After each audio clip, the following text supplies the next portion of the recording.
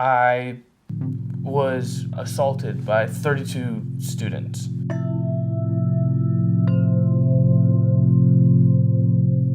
So when it's a big game, especially if you're playing like a rival school in Bakersfield, which would be Stockdale High School or Centennial, you usually have somebody dress up as the opposing team's mascot. When the mascot became sick, I was thrust into the position of being in the chicken suit.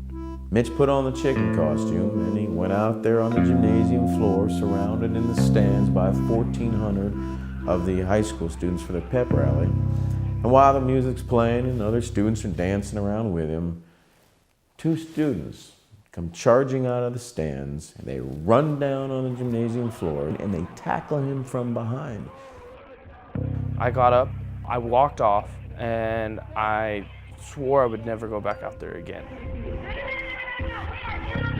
I had a teacher and another student who were telling me that if I didn't go finish the rally, I was gonna have to pay $75 for the chicken suit. And with that, he put his head down.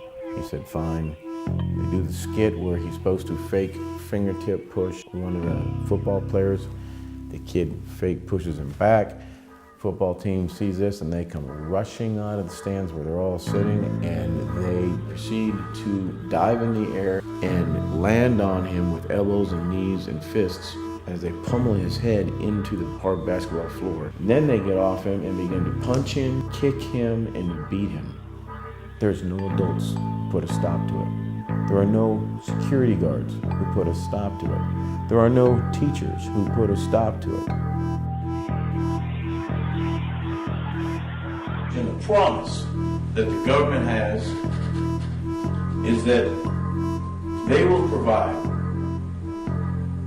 all students, faculty, and staff have an inalienable right to attend schools that are safe, secure, and peaceful. They beat Mitch so bad that they concussed his brain, and they gave him a permanent brain injury. When I closed my eyes and I would try and visualize, I couldn't do it anymore. Almost immediately we knew that something was wrong with Mitch. I didn't know exactly what was wrong, but I knew that he was different. When I first met Joey Lowe, he sat down, shook my hand, and said, "I'm here for you." You find out that Mitch was one of the most well-liked people at the school.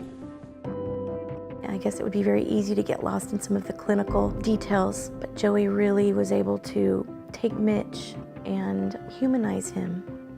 He empathized with him, and he gave him his word that he'd fight harder than anybody else in the world for him, and he did.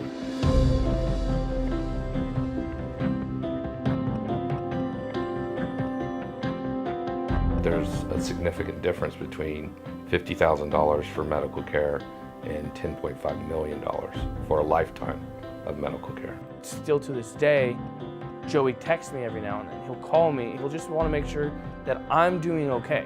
I couldn't pick a better advocate for my son, for what happened to him.